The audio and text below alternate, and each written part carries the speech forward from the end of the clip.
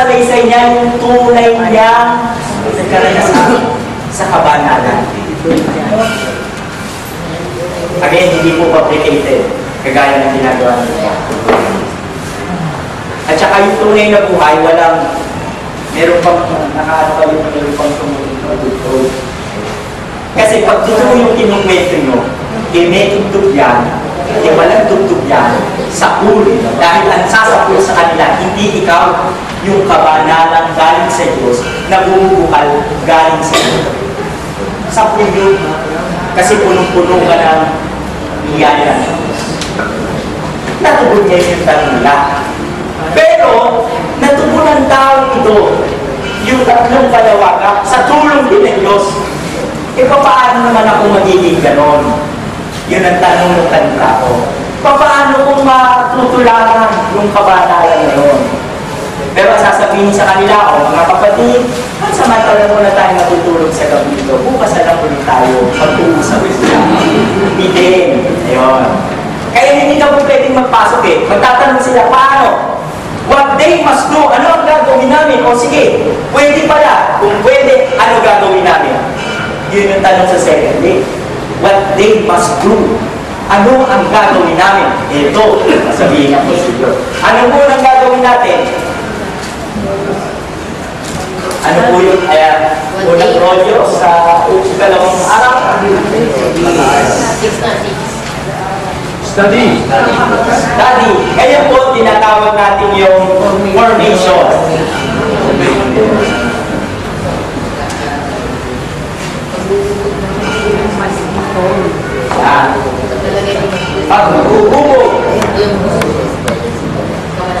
Bubugin ang isip, hindi para matuto.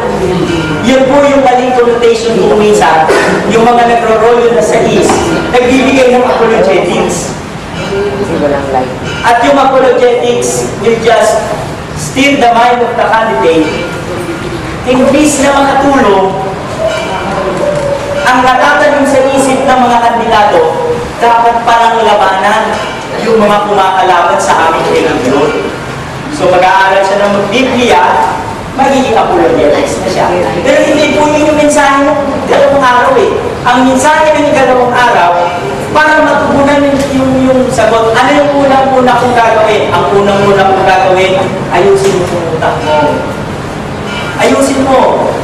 Magulo yan, marami yan. Marami kang mga bagay na iniisip sa buhay mo. Marami kang hinahangan. Ayusin mo muna. Paano mo maayos? Eh di ituon mo. Magaya ng sinabi sa Rolyo 5, ituon mo yung lahat ng nasa isip mo. Kanino? Kay Kristo.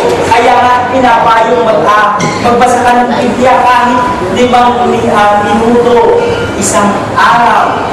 At pag nilayan mo, kasi pag pinagninilayan mo yung mga bagay na nangyari kay Kristo, ano mangyayari? Kung ano pa, kasi yung malaki mong iniisip, yun yung mas malaking tendency na gagawin mo. Yung palagi mong iniisip, diba? At kung ano yung laman ng isip mo, diba mayroong maraming klase ng laman ng isip, mayroong magandang iniisip, may marunong iniisip, meron din namang walang isip. Meron isip na isip. Maraming klaseng isip. Pero ang sinasabi ko sa Rolyo sa isip, hugugin mo yung isip mo. Paano ituon mo lahat kay Kristo? Paano ituon kay Kristo sa pamamagitan ng kanyang ebanghelyo? Yun lang ang goal. Yun yung panawagan. Hindi naman sinasabi pag nagbasa ka ng Biblia, magbabago ka na agad. Ang dami-dami nagbabasa ng Biblia eh. Hindi naman nagbabago eh. Baka naman maging masyado ng marunong yung bago yung nakabasa ng basa ng Biblia sa sobrang duno, nagtayo ko sa nila ng religion. Ano? Hindi ganon ang layunin nun. Ang layunin po ng formation, inuhubog mo yung buong isip, yung mentalidad papunta kay Kristo. Okay, unahin natin sa isip, sabi. Pagkatapos ng isip, ano pa? Paano kung marireceive yung lahat ng biyaya na available sa daigdig para ma-attain ko yung sinasabi dito sa sanctifying grace? Ano ba? Sacrament.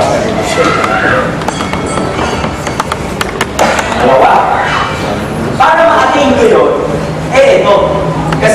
pagbabaptisin, yung lahat ng enkwentro sa buhay ng tao, yung 7 encounters sa buhay ng tao, doon maraming klaseng encounters, yung 7 encounters, the big encounters in our life, nandoon sa sakramento. Bakit po? Kasi naging anak tayo ng Diyos, nakainkwentro natin si Kristo. Naging sundalo tayo ni Kristo nung tayo ay kumpilan. At naging kapatid natin si Kristo at kaisa natin si Kristo sa patuloy and frequent na communion and so on and so forth. Lahat yun encounter. Kaya nga pag mayroong nagtanong, kapag mayroong si Sister kanina, narinig ko, nag-umpisa sa Quiapo, ay ako, sa Quiapo talaga kayo nag-umpisa. Bumili ako talaga kayo ng pare, kasi may pare masungit ko. Pero consider it, na-grasya ng Diyos. Kung sa buhay mo, hindi ka pa napapagalitan, at least, narinig mo, napagalitan ka rin. At doon pa sa confession, ibig sabihin, paulit-ulit mo ginagawa, si Christy nagsabi mo sa'yo, tinutulungan ka. O hindi sa maging pangit na karanasan, isang enkwentro kay Kristo, di ba? Hindi naman lahat na meron na pangit na enkwentro kay Taning, kawawa na si Taning dahil na si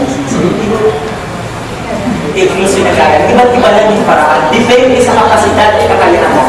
Enkwentro pa rin kay Kristo. Mamaya ka. Ano ba ang gagawin ko? Aba, hindi lang puro kabanalan. Sabi, ang kabanalan, hindi kasal-kasal ng kasal. Yun nga yung false piety na sinasabi. Dapat meron kang gagawin. Di ba? Kaya merong, ang tawag dito, apostolic action. Apostolic yan.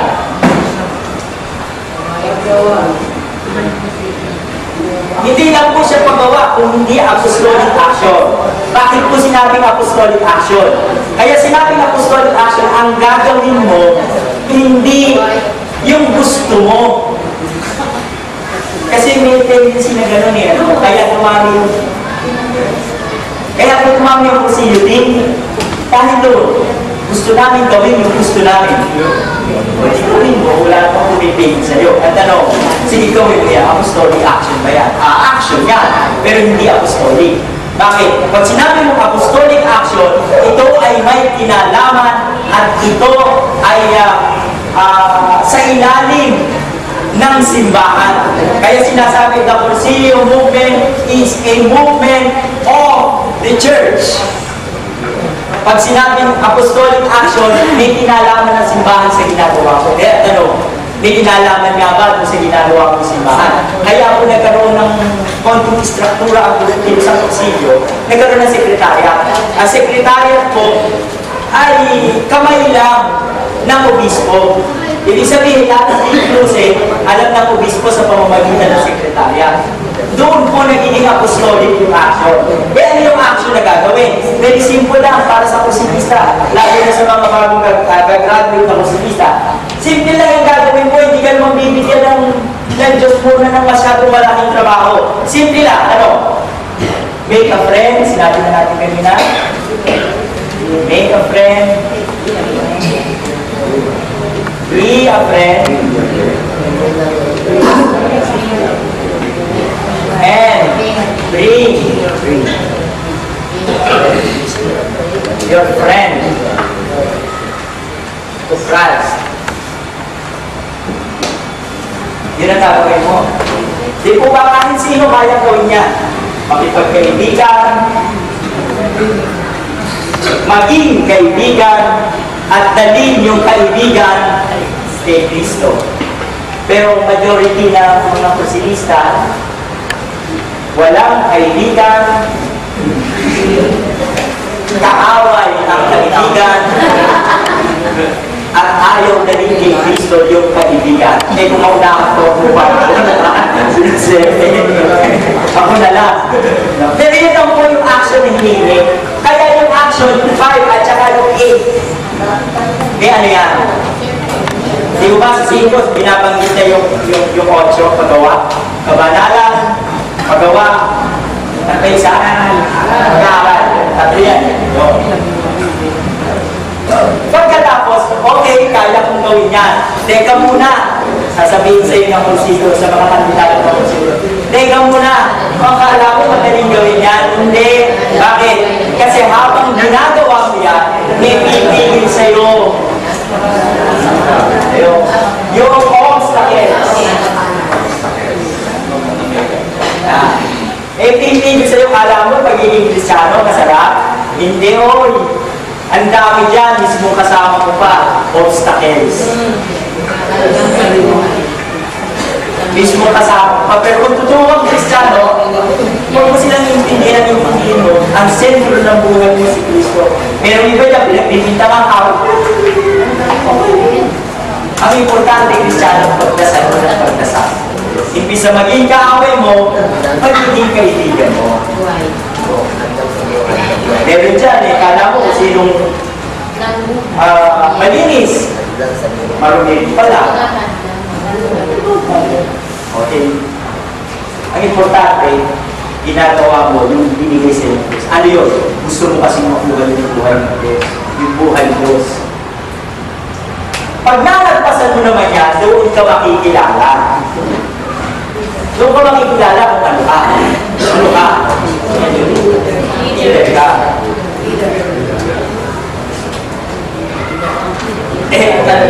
Leader ng ano? Ayan. Leader ng ano, no? It's medyo, ano pa? Bingo. Kasama kayo mga anak, bingo. Kasama ko, logis. Leader ng ano? Leader ng community. Leader ng organisasyon. Leader ni Jesus Christ.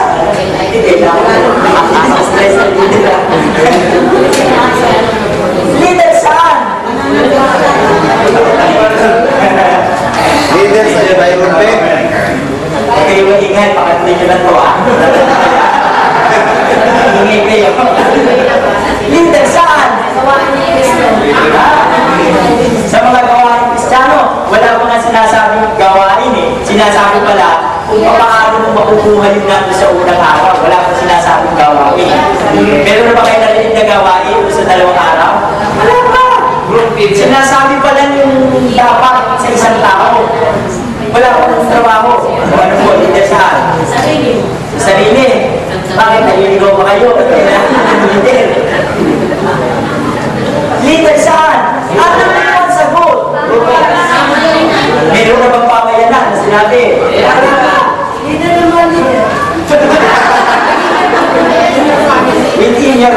Pwede ninyo. Pwede ninyo. Leader saan?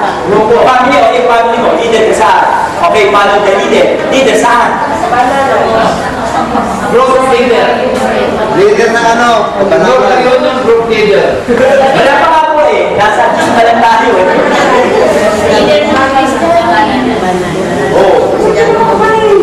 Ayun o, yung huling rolyo. Kasi ang tinatanong, paano kung magagawa yung nagawa niya? Yung nagbigay siya, nag-witnessing, paano kung magagawa yung nagawa niya?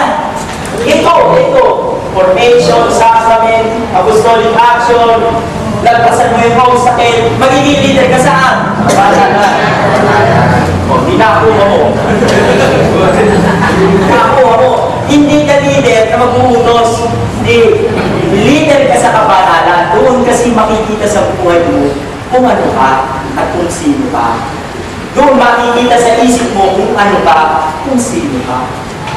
Doon makikita sa buong pagkatao mo yung, pansinin nyo merong isip, merong puso, may kamay. Yung formation, yung sacrament, yung action, tapos haharang ka, pero makakapiglas ka, makakarating ka rin sa royals na. Nasagot ko yung pangalawang tanong, what they must do? Ano ang gagawin mo? Pag naibigay nyo sa candidate, okay, yun lang pala Madali lang pala Oo, madali. Madali lang pala Pag nakuha ko na yan, anong gagawin ko? Napapasok Ano gagawin ko? Pag nakating ko na yung unang sinabi sa unang araw at sa ikalawang araw, ano ang gagawin ko? Uwi na. Kaya pumunta na kayo. Alam niyo na yung key, kaya binasa niyo na your study and evangelization. Paano? Paano nga? Paano? Paano nga? Papasok na tayo sa trabaho eh. O yan, sabi mo kanina, study and evangelization of environment. Paano?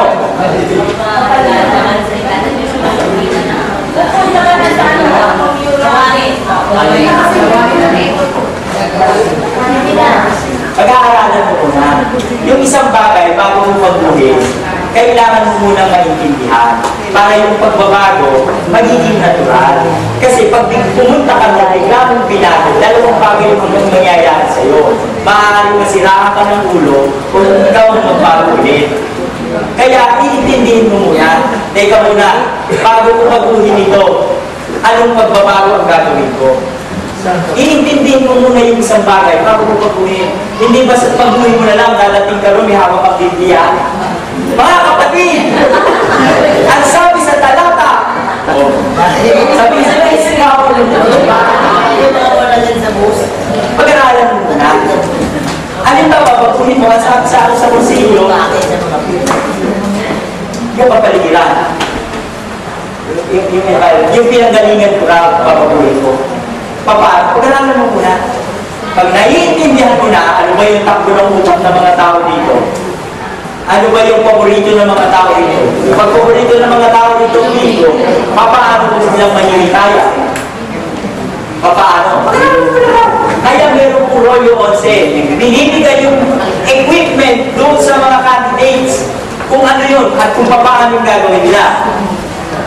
Okay, dapat aralan mo na. Paano mo ngayon sisimula? Binibigay lang sa kursilyo yung simula. Ano po yung sumunod na rolo? Buhay Kristiyano. Sisimulan ko yan sa pamamagitan ng pagsasabuhay ko. Doon ka sa sarili sisimulan yan. Hindi ka magsisimula para doon sa iba. Sisimulan mo muna yung buhay mo. Paano ka susundin kung yung buhay mo paano mo sasabihin, papagunin ko ang aking kapaligiran. Loko, pagunin mo muna yung sarili mo. Yung buhay Kristiyano, palaguin mo muna. Yun yung sabi sa Christian life, yung buhay Kristiyano.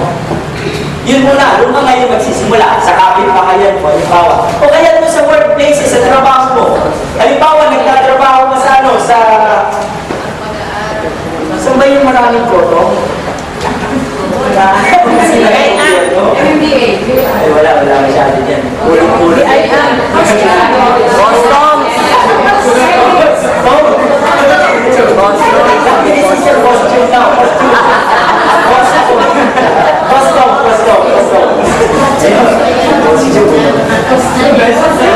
Ano ba? Ano ka no?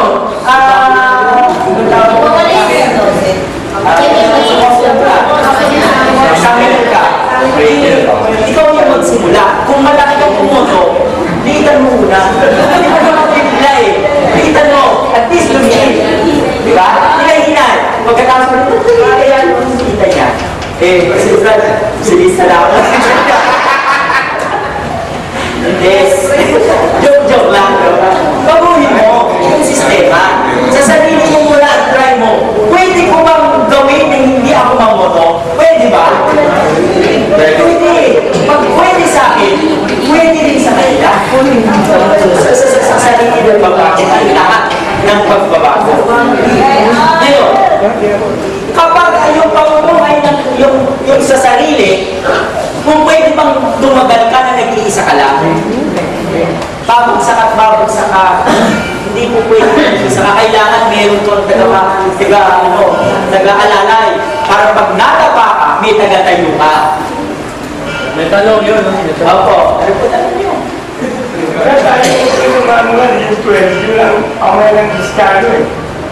Kung pwede po pagbalik na rin yun, pwede rin Christian lang. Depende sa situation. nasa literature naman po, pwede nyo pagbantusin. Kasi yung environment, after study of environment, kung pwedeng pumasok ka sa community, kung pwede rin naman magsisimula ka sa self. Anyway, depende rin sa inyong decision ng inyong sekretarya. Yung role ni Jose, pakiliwanan. Hindi nga, yung role nyo 12, Christian community in action. Yung sinasabi ko ito, Christian life. O pwede kong pagbalik na rin yung dalawa. Pero in the case, in the Philippine Leaders Manual, inuna po yung Christian community. Alam ninyo, bakit? Kaya inuna yung Christian community in action, o yung pamayan ng Kristiyanong gumagawa, ang layunin po, Brother Gabi, ng simbahan sa Pilipinas ngayon ay ang pamayan ng Kristiyano. Yung basic ecclesial community. Yun. Kaya po inuna yun. At doon po, bibigyan ka ng knowledge. Sasabihin sa mga kandidato, sige, unahin na natin ito. Christian community in action. Yung iyong pag-aaral sa paligiran, magsisimula doon sa sarili mo. Ano ba yung Christian community? Yung Christian community kasi marami rin eh. Kung pwede yung pamilya mo is already a Christian community. Kung yung pamilya mo ay Kristiyano, pwede na yun.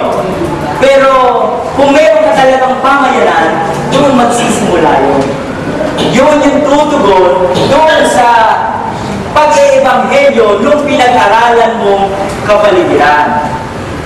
Yun yung tutugon doon sa pangangailangan ng isang tao. Sino? Yung pamayanan. You cannot live alone by yourself. Diba? Hindi ka mabubuhay na nag-iisa. Kaya kailangan mo ng kaakbay, kabalikan, kasama.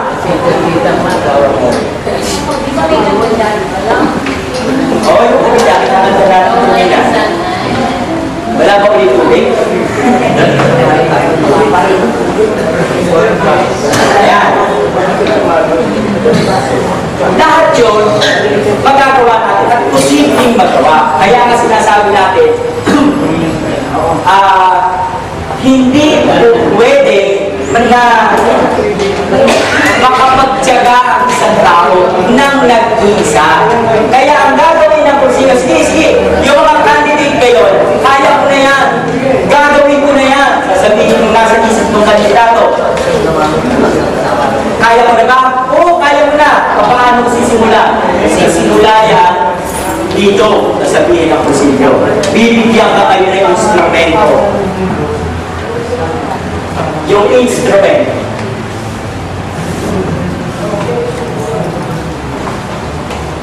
Paano? Madali yan. Bibigyan ka ng spiritual director. Bibigyan ka ng group reunion. Bibigyan ka ng ultreya. Yan ang instrumento mo para ma-attain mo, maipasa mo itong 2 araw doon sa ikatlong araw, papunta sa ika-4 na araw. Kaya ang prosedo po, hindi lang 3 araw, meron pang ika-4 na araw. 4th day. Yun yung sinasabi natin kanina dito sa outline natin na post-procedo. Meron ka ng instrumento. You have to decide. Sasabihin mo sa candidate, mag-decision ka. Saan mo gusto? Umuwi sa bahay niyo at mabuhay bilang simpleng Kristiyano. Pwede po yun. Kaya 2 klase po ang kursilista lalo na dito sa Pilipinas. Merong kursilista ang pagkatapos mag-kursilyo ay umuwi sa bahay nila at ginagamit yung kanyang pagiging Kristiyano doon sa kanyang pamilya. Meron naman 2 klaseng kursilista na pagkatapos ng mag-kursilyo, nagdesisyon maglilingkod ako sa simbahan sa pamamagitan ng pilusang kursilyo. At yun po tayo po yun. Nagdesisyon na gamitin yung instrumento na 3 araw ng kursilyo. Kaya nga po sinasabi natin, gamitin natin ang maayos yung 3 araw kasi tayo yung kursilista, 2 klase ng kursilista dito sa Pilipinas. Pagkatapos kong sabihin yun, may instrumento na ako. Sinasabi nyo doon sa Rolyo 12, may pamayan ng Kristiyano. Totoo bang mayroong pamayan ng Kristiyano? Is it possible na magkaroon ng pamayanan ng Kristiyano? Ipapakita natin dapat yan. Paano natin ipapakita yan? Sa klosura. Alam nyo, wala yung klosura. Meron yung klosura. Meron meaning yung klosura. Anong ginagawa nyo sa klosura?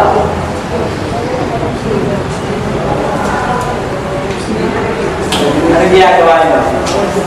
Minsan sa Rolo 14 pa lang, meron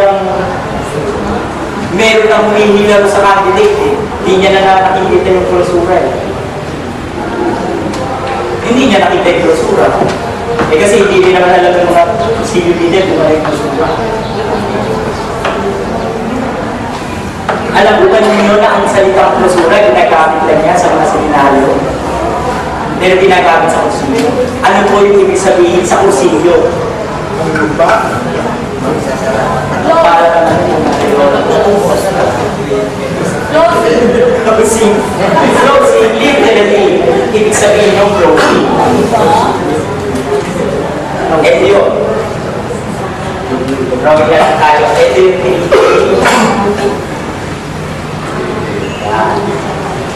ito yung outside community.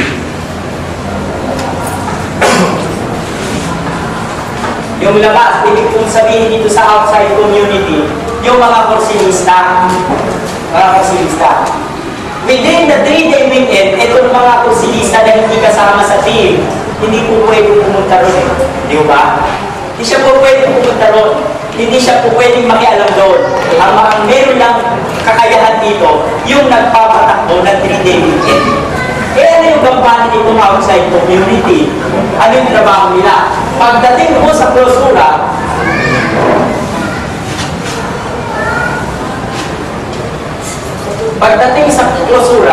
magkikita yung dalawa. Sa lubong po yan. Sa lubong yan. Magsasalubong yung dalawa. Yung isa, yung baguhan, yung isa, yung matatanda na. Veterano. Magkikita yung dalawa. Magbibigay ng bigay pareho yan. Ipili yung spiritual director doon sa 3-day weekend ng 4 o 5 na magbibigay ng dimensya. Yung karanasan nila doon sa 3-day weekend. Magbibigay siya ng dimensya. Magbibigay rin naman ng bibensya, pipili yung spiritual director doon sa mga datihan para magbigay din ng bibensya. Pareho magbibigay ng bibensya. Pero magkaiba yung bibensya nila. Yung bibensya nung una, nung bago, yung kanilang karanasan sa loob ng 3 araw. Yung bibensya ng mga datihang kursilista, pagpapatutuo na yung natutunan nila rin sa 3 araw na ipagpatuloy nila doon sa ika-4 na araw. So magsasalubong sila. At yun ang magtuturo doon sa mga bagong kursilista na pwede palang isabuhay yung natutunan ko sa 3-day. Pwede pala. Posible pala na magkatotoo yung sinasabi. Kaya ito yung bridge between the outside community at saka yung 3-day weekend klosura. Sa klosura, kailangan po lahat ng kursilista sa diocese ay dumadalo sa isang paklase. Imagine ito yung gano'ng karami lang. Malulula yung kandidato. Buhay pa pala sila. Pero dahil doon, ma-overwhelm yung kandidato. Sasabihin niya, pwede pa lang ipagpatuloy yung pagiging Kristiyano. Lalabas na siya. Paglabas niya, hindi siya mawawala. Kasama na natin. Na magsisikap na isang buhay si Kristo. Pag na-deliver po ng maayos yung 3 araw na yun, wala tayong problema. Wala tayong pagtatalunan. Yun lang. Hindi na tayong pagtatalo. Pero may i-deliver po yun, siyempre, sa tulong ng Diyos. Hindi natin inaalis yun. Kahit gano'n po tayo magagaling, hindi natin maibibigay ng bubuo yung 3 araw kung wala yung grasya. Yun yung number 1. Kasi nakasentro lahat kay Kristo. At si Kristo lahat ang dapat maging sentro. At hindi tayo. Kasi pag tayo ng sentro, away na. Instrumento lang tayo. Instrumento na yun. Tama.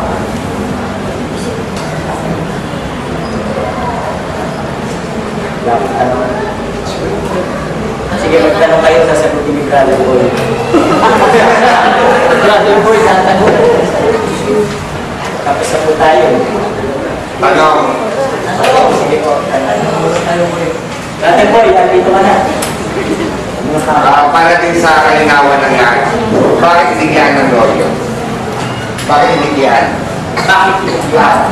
Pakiliwanag ka sa karamihan. Dahil gusto na lang talagang Hindi naman po talaga mahaba yung rolyo eh. May ilan talaga yung rolyo. Mahaba lang dahil ang Pilipino mahilig sa mahabang salitaan. Pag tinignan po natin yung outline lang nga po yun. Hindi siya po. Lahat po nung binigay ng mga founders, outline. Pag sinabi pong outline, depende sa sitwasyon at depende sa kalagayan ang kultura ng bansa. Outline lang siya. Kaya, pangalawa, yun ang muna. Pangalawa, ang kandidato po, miski naman tayo eh, di ba ma-experience natin? Sa loob ng 15 minutos, masarap makinig. 30 minutos, medyo masarap makinig. 45 minutos, nakakainip makinig. 1 oras, ayoko nang makinig. Tayo na po yun ha. Tayo na yun. Yung kandidato pa kaya. Na hindi naman naiintindihan ng buo. Di ba mas maganda kung mas maiksi, mas direct to the point, mas maiintindihan. Kasi pag mahilig kasi tayo ng Pilipino, mahilig tayo magpaligoy-ligoy, magagandahin ko yung toko. Sasabihin ko, dito ako magsisimula. Ayan. Ayan. Yan ang magsisimula. Ganyan tayo mag-talk eh. Sisimula ka rin. Pupulutin mo yung blackboard, makapupunta ka kayo dito. Doon. Ayan. Parang tinakbo mo. Ang problema mo ngayon, paano magpapalik doon? Dipilitin mo ngayon bumalik doon. Habang bumabalik ka doon, bahaba sa nasabi mo. Pagbalik mo doon, hindi na nakikinig yung mga kandidato. Pero nakabalik ka naman.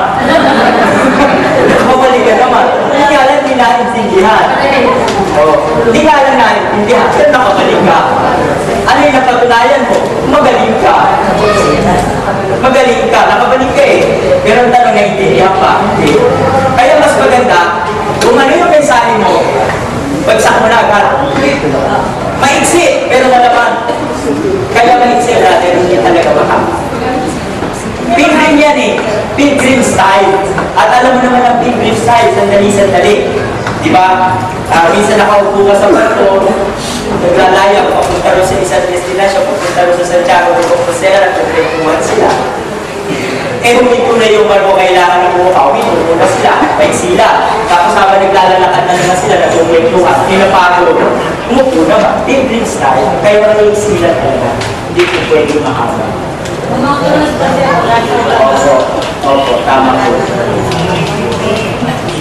Sige po, yung susunod na tanong po, si Brother po yan.